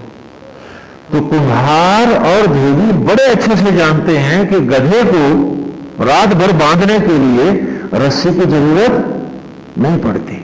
मालूम है क्या करता है? हाँ, एक अच्छी बात बता रहे हैं, आप भी करके देखना। वो क्या करता है कुम्हार कि वो एक जगह खूंटा गाड़ देता है जमीन में, और उसके बाद एक लकीर खींचता है जमीन में। गधा देखता रहता है और वो लकीर खींचता हुआ उसके पैर तक आता है। लकीर खींच रहा है, रस्सी नहीं है वहां, और उसका यहां टखना पकड़ के कस के मसल देता है और चला जाता है। तो गधा ये समझ बैठता है कि वो बंध गया है और उसी खूंटी के चारों तरफ घूमता रहता है, दूर नहीं जाता है। आप भी करके देख लें। तो अतीत के खूंटे पर बदले ईर्ष्या और द्वेष की रस्सियों से तुम सब उस गधे की तरह ही तो बन जाते हो अतीत में जाकर। तो आज मेरा संकल्प है कि मैं उन अतीत की रस्सियों पर पशुओं की तरह नहीं बंधूंगा। रस्सी नहीं है, लेकिन क्योंकि उसने टखना रगड़ दिया है ना, तो गधा सोचता है बांध गया मेरे को आज रात भर के लिए, अब तो इसी खूंटे पे रहना, तो वो लेता है। और हमारा वर्तमान भी उस अतीत के खूंटे पे ही तो रहता है। और जिसने वर्तमान अतीत को ही दिलों ने बर्बाद कर दिया, उसका भविष्य क्या होगा, वो पाएगा क्या?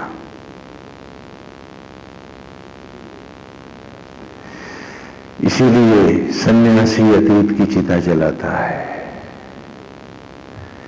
कि कोई परछाई मेरी नहीं होगी। वो सारा अतीत आज भस्म होता है, मैं तो अग्नियों से प्रकट हूं और जलती हुई आग परछाई नहीं, रोशनी ही दिया करती है। नो पास्ट, कोई अतीत नहीं है। और एक सुखद जीवन अतीत को जीने में नहीं, वर्तमान जीने में है। देखो बाग में एक गुलाब का फूल खिला है, बहुत सुंदर गुलाब है। उस गुलाब का जानते हो अतीत क्या है? वो सड़ा हुआ गोबर, वो खाद, वही तो लगी थी जो गुलाब बनी। तो गुलाब का अतीत क्या है? सड़ी हुई खाद। और गुलाब का भविष्य क्या है? सूखी मिट्टी। कल को ये पंखड़ियां सूख के मिट्टी हो जाएंगी। वर्तमान ही तो खिला गुलाब है। तो क्यों ना नई सीजनिंग में आया जाए और वर्तमान जिया जाए। क्योंकि जो अतीत से जुड़ के जी रहा है, सड़ा गोबर सा चेहरा है उसका। जो भविष्य की चिंता में जी रहा है, मट्टी मली है मुंह पे उसके। और जो वर्तमान में कि जे ही विधि राखे राम, वो खिला हुआ गुलाब है। तो नारायण, हम नई सीजनिंग में आए हैं। जब कुछ भी हो जाए, हम वर्तमान जिएंगे और वर्तमान में तेरे सौंदर्य को, तेरी मनोहारी छवि को, तेरी अष्टगंध की सुगंध को से मन को सुहासित करके जिएंगे। हमने बहुत ईर्ष्या, द्वेष, क्रोध, लोभ, मोह के बीच मन की खेती में बोए हैं। हाँ, हम तो उस गंवार किसान से भी नीचे जिए हैं। क्योंकि गंवार बिना पढ़ा लिखा किसान भी जानता है कि खेत में जो बैसार बोएगा वही तो वो खाएगा, और वही आगे बैसार बनेगी और उसकी पीढ़ियां खाएंगी। तो वो जब बीज डालता है तो बड़े स्वस्थ बीज बोता है अपने खेत में, और उसके बाद भी निराई निकाई करता है कि कहीं कोई गंदे सड़े हुए बीज पौधे के बीच में नहीं आ गए हैं कि फसल बर्बाद हो जाए। मैं तो उस गंवार किसान से भी गंवार होकर अतीत जी आया हूं। मैंने ईर्ष्या बोई है मन में, मन के खेत में द्वेष बोया है, लोभ बोया है, बदले की भावना बोई है, कपट बोया है, झूठ बोया है, और हर गंदा जहरीला बीज जो मैं दूसरों को दे रहा था अपने मन के खेत में बोता आया हूं। और उस गंवार किसान से भी गंवार था, मैं जान पाया कि ये बीज ही तो आगे बैसार बनेंगे और मेरा वंश खाएगा, तो जिएगा कि मर जाएगा। तो नारायण, आज मन के खेत को भी बदल रहा हूं,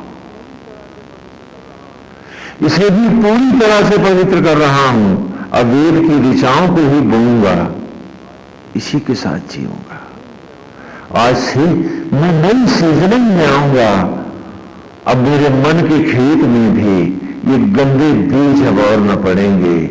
जो मैं कर आया उसे मेरे प्रायश्चित के रूप में माफ कर दो, और वो बीज जो हैं उन्हें इस खेत में ही सड़ा के खाद बना दो। ये फिर ना हो गए, ये फिर पैदा ना हो, फिर इनकी फसल ना आए कि कहीं मेरे मन की खेती कहीं फिर ना उजड़ी हो जाए, कहीं फिर ना विषैली हो जाए। तो गोविंद, आज से मैं संकल्प लेता हूं कि मेरे साथ कोई कुछ भी करेगा, मैं श्री राम कथा की तरह के पात्र दशरथ की पत्नी कौशल्या की तरह अपने मन की खेती को रखूंगा।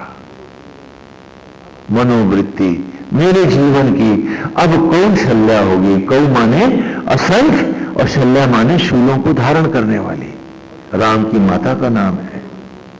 और जिसने इसको अपने जीवन में मनोवृत्ति नहीं बनाया, उसने राम कभी नहीं बोया, उसने राम कभी नहीं उगाया, वो कभी राम का नहीं हुआ और उसने राम कभी नहीं पाया। कौशल्या शब्द का अर्थ है, कौ माने असंख्य शल्या, शूलों को धारण करने वाली, कि कोई दिन के लिए असंख्य पीड़ाएं चाहे जितनी दे। अंतर्मन में मुस्कुरा के कहो, गोविंद क्यों इतनी कड़ी परीक्षा ले रहे हो, बड़े कमजोर हैं, लेकिन प्रभु रहेंगे तुम्हारे, बदले में इसका भी हम भला चाहेंगे। आज चाहे जितना, ये थोड़े ना तू ही तो सता ले, जो परीक्षा लेनी है गोविंद ले लो, अब हम न टूटेंगे। जो बचे क्षण है गोपाल अब तुम्ही में जाएंगे, नारायण जी तुम्ही को अर्पित हैं, अब मन न बदलेगा, अब तो एक ही रूप रहेगा नारायण आपका, मनोवृत्ति कौशल्या ही रहेगी। मन की खेती में देश के, क्रोध के, हिंसा के, बदले के, दुख और चिंता के अब बीज न डालेंगे। नारायण मत ले परीक्षा, कमजोर हैं, दया कर, लेगा भी तो भी ले ले, हम तुझसे अब हटने वाले नहीं है। यदि सीजनिंग हम चाहते हैं और वेद की अगली दिशाओं में आना चाहते हैं, तुम्हें आज ही ये संकल्प लेना होगा।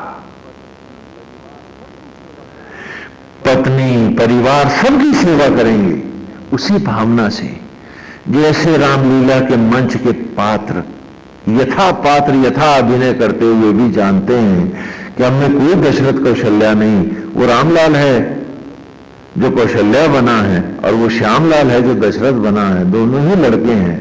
तो आत्मा होकर हम सब एक हैं और नारायण जो कुछ जगत है वो एक नाट्यशाला है, अब नहीं बदलेंगे, चाहे कुछ हो जाए, चाहे कुछ हो जाए, हम अपने इस भाव को नहीं बदलेंगे और पूरी निष्ठा के साथ वेद की इन ऋचाओं को निरंतर अपने मन में गुंजाते रहेंगे, इनके भाव स्पष्ट करते रहेंगे कि जहां सत्य खड़ा है वही जीवन है मेरा, वो मैं हूं, मुझे वही होना है। और अब जान लिया है ऋचा ऋचा में कि मेरी उत्पत्ति का मूल गोविंद आप हैं, आप ही हैं जो सचराचर को उत्पन्न करते हैं। श्रीमद् भगवत गीता में भी इसे भी जाना है और अब वेद से भी जान लिया है।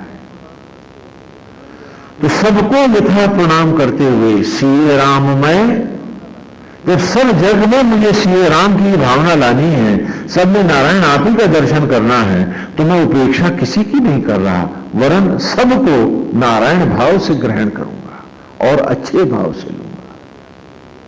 अक्सर आप कहते हैं कि वो सन्यासी हो गया, वो पलायनवादी हो गया, नहीं, ये आपका भ्रम है। आपके सबसे करीब कौन है? वो जो अनासक्त है, वही सबसे करीब है। आसक्त व्यक्ति आपके करीब नहीं, आपसे बहुत दूर है। कैसे? कभी आपने देखा मेले में एक खंभ गड़ा होता है और उसके ऊपर घोड़े और वो बग्गियां सी बंधी रहती हैं, लड़के बैठते हैं और वो पूरा चरखा नाचता रहता है, देखा है आपने मेलों में? तो जो बाहर दूर खड़ा है उसको कभी कोई पास आता दिखाई पड़ता है तो फिर वो ही जो पास आ गया है, वो जहां झूला घूमा दूर जाता दिखाई पड़ता है या नहीं है?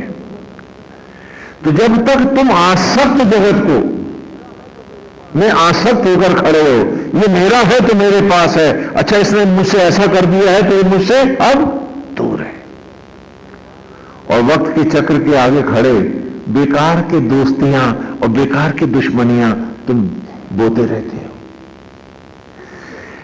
यही वो जो चक्र जिसके ऊपर सारे लड़के बैठे हुए घोड़े नाच रहे हैं, यदि मैं बीच खंभे के साथ आपको खड़ा कर दूं और फिर चक्का घूमता रहे, बताओ आपसे दूर कौन है और पास कौन है? कोई है क्या? सब समान भाव से दूर और पास है। तो हे गोविंद, आप ही तो चक्र का बिंदु हो। तो जब मैंने अपने मन को यही खड़ा कर दिया है, तो अब कौन मेरा है, कौन पराया है? और नारायण, मैं इस खंभ से नहीं हटूंगा।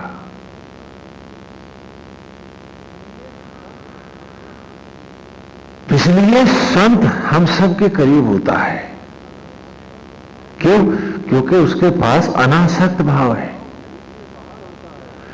आसक्त भाव शरीर से बाहर होता है और अनासक्त भाव तो आत्मा में होता है। आत्मा शरीर के बाहर होता है कि भीतर? बोलो कहां होता है?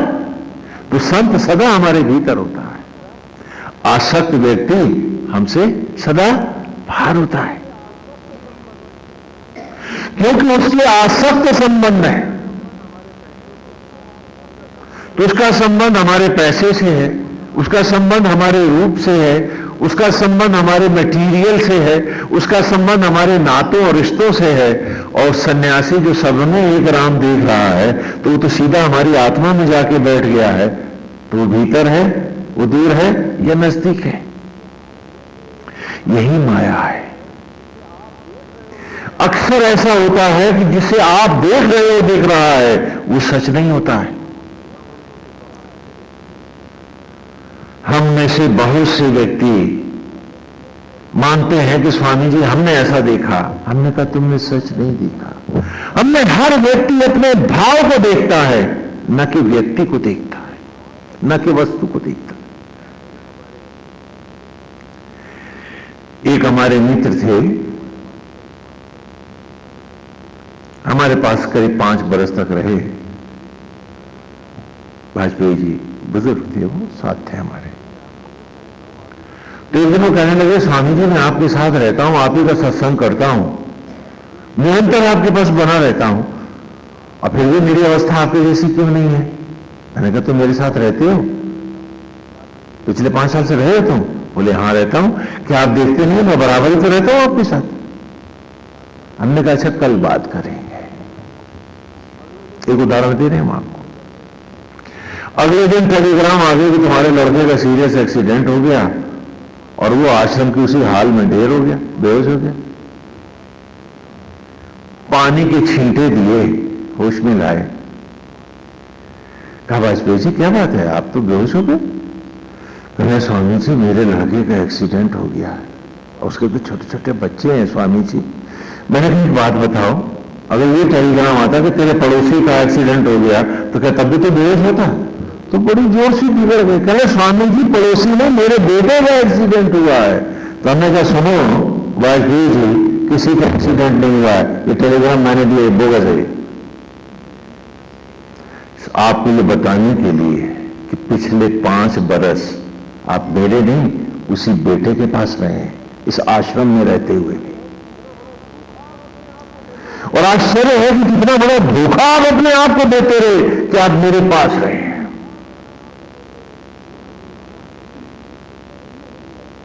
एक धृतराष्ट्र अंधा नहीं था, हम सब हैं। और ये वही लड़का है जिसने आपको घर से पीट के दौड़ के कहने को भगा दिया था और रोटियों के टूटे आप इस आश्रम में आके पड़े थे। लेकिन 5 बरस आप वहीं रहे, मेरे पास नहीं रहे। अब आप बताइए कि आपकी अवस्था फिर क्या होती? हमने कोई व्यक्ति किसी को नहीं देखता, याद रखो। हमने हर व्यक्ति अपने ही भावों की पुष्टि करने के लिए देखता है। जब भी आप किसी आदमी में बुराई देखते हैं, आपको सैकड़ों दिखेंगी। जब भी आप किसी आदमी में अच्छाई देखोगे, आपको सैकड़ों दिखेंगी, क्योंकि उसमें अच्छाई और बुराई तो आप देख ही नहीं सकते। आप तो अपने भावों को स्पष्ट कर रहे, देख रहे हो अपने ही मनोभावों को, न कि किसी व्यक्ति को, न कि किसी वस्तु को, न कि किसी स्थान को। और जिसका भाव गोविंद हो गया है, अरे उसने तो सचराचर में नारायण का ही दर्शन पा लिया हर ओर से। पहली बार आंख खुली है, पहली बार उसने सत्य को देखा है, पहली बार उसने सत्य को पाया है।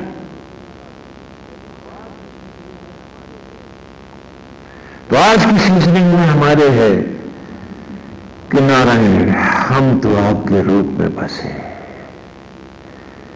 भावों से भी कहा है बेभाव हो जाए, अब तो एक भाव गोविंद भाव है और कोई भाव बाकी नहीं है।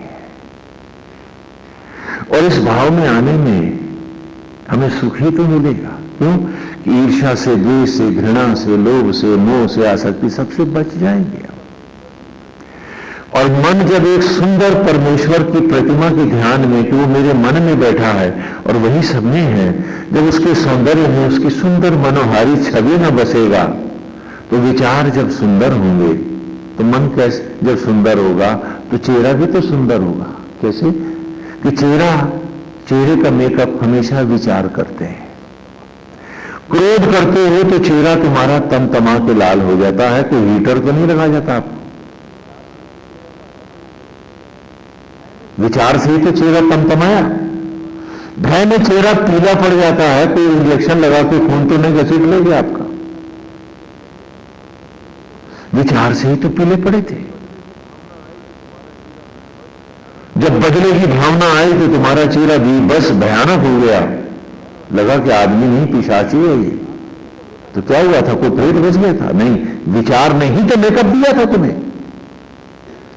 अरे तो उस विचार को गोविंद क्यों ना बनाते हैं कि अंग प्रत्यंग नारायण की शोभा रहे, उसका सौंदर्य रहे, मन में उसकी सुंदर प्रतिमा छाई रहे, और जो ड्यूटीज हैं उसे हम पूरी ईमानदारी से करते रहें, और वेद की ऋचा इसी वेद को बीज बना करके एक एक ऋचा को मन के खेत में बोते रहें, नई कोपलें उठती रहें, शाखाएं विचारों की अमृत बन के फूटती रहें, मन पुष्पित रहे, सुगंधित रहे, फल लगते रहे। ऐसे भी तो जिया जा सकता है कि तेरे सौंदर्य में जिएंगे हम। ये शरीर भी तेरा मंदिर है गोविंद, इससे सुंदर देवालय और क्या होगा। जिसकी हर एक आत्मा होके तू बनाता रहा, और वो भी बन के शबरी का राम। कि जैसे तूने शबरी के जूठे भेड़ खाए थे, वैसे ही तो मेरे जूठे अन्न से इस देवालय को सजाता रहा है, उस जूठन को भी अमृत बनाता रहा, मुझे प्यार देता रहा है गोविंद तू। तो आज से एक नई धारा है, एक नई दिशा है, एक नई सीजनिंग है, एक साथ तो बदल नहीं सकता हूं। चलो इसी को मैं पत्थर का पुल बना लेता हूं। नारायण ऋचा कदम कदम अब इसी सीजनिंग में आऊंगा। क्या हम इतना छोटा सा संकल्प भी नहीं ले सकते? हम पूछे अपने आप से। यदि हम कहते हैं कि हम जिंदा हैं, यदि हम कहते हैं कि हमारे में आस्था है, यदि हम कहते हैं कि हम ईमानदारी से अपने आप को पढ़ना जानना और यहां से और आगे ऊपर उठना चाहते हैं, तो क्या हम इतना नहीं कर सकते हैं? बस इतना जरा सा कि जो जहां है वो वही वो सब करता रहे, लेकिन करे अनासक्त भाव से। नो मोर पनिशमेंट्स, मुझे कोई सजा नहीं दे सकता क्योंकि मैं लूंगा ही नहीं। मेरी जो ड्यूटी है, वो धर्म है, वो मैं करूंगा। हर बीमार की सेवा करूंगा, डॉक्टर लाऊंगा, फल लाऊंगा,